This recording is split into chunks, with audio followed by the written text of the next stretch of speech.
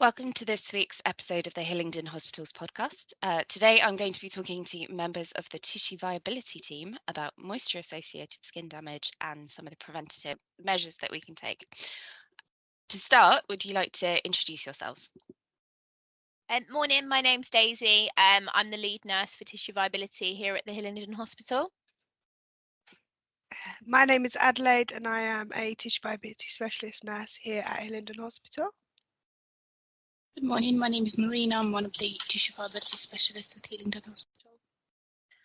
Brilliant. So for anyone who's listening and might not already know, what do we mean by moisture-associated skin damage and what are some examples of that? So moisture-associated skin damage is more of an umbrella term for skin damage that's caused by prolonged exposure to moisture. Now, the source of this moisture can be different from patient to patient. You treat it case by case, but it can be perspiration, wound exudate, mucus, saliva, stool, urine. It ranges.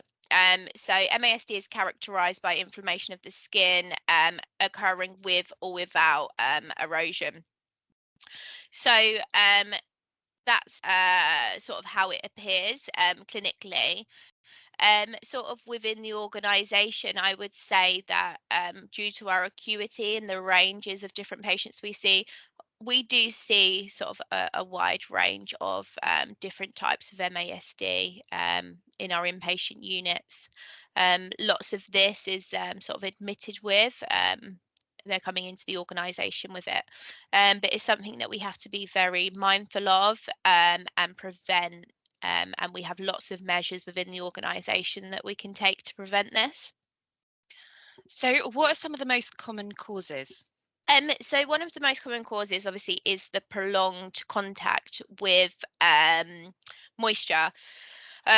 So quite often it can be sort of a lack of personal care, and we need to increase the frequency of personal care in terms of changing of pads, repositioning, being mindful of catheters bypassing, that kind of thing. Also wounds that are very wet, so we need to make sure we're reviewing those wounds, making sure that we have adequate dressings that will absorb that moisture and stop it going to the surrounding skins. So yeah, we do see different cases of it. Are there any patient groups who might be at higher risk of it? Yeah, so within the organisation, we use our risk assessment tool, which is Purpose T, which we use, and that will be able to highlight these patients that are high risk. Generally, patients who are incontinent are of higher risk. Patients who are bedbound are plus size patients with large skin folds are at greater risk of MASD. Patients with bilateral leg ulcers that are very weepy. Patients that have a source of moisture that's not being controlled would be deemed as high risk. Why is it so important that we raise more awareness of the variety of types of moisture-associated skin damage that there are under that term? It's very important to identify your patients at risk because if the MASD is left untreated, moisture-associated skin damage or MASD can lead to further complication. It can cause pressure ulcers and other skin conditions, including fungal infections. So what are some of the ways in which we can try to prevent that type of skin damage?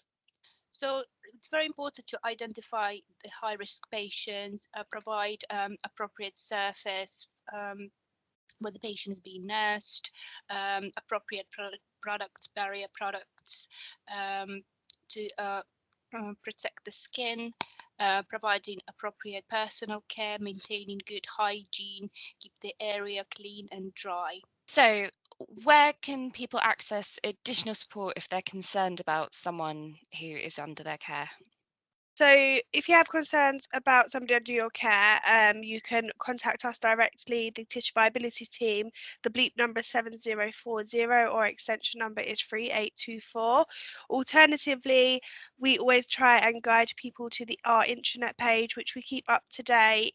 And then, like Marina had mentioned, there was products that we can use, like barrier products, so we can seek support from the representatives of them products themselves, and they do offer to come in and offer support and do some teaching on them products, so we can seek their support as well.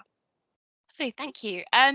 So what are some of the key points that you hope people will take away from today's podcast? The key points we'd like people to take away is, like, really everybody is kind of at risk, and obviously Daisy has mentioned the patients at higher risk, so these patients need to be ensuring the purpose to risk assessment tool is completed, you're using the barrier products, and the preventative measures that Marina mentioned in able to prevent these. Early prevention is key, and then obviously please seek support from us if you're needing support with management. Lovely, thank you very much for your time today. Thank you.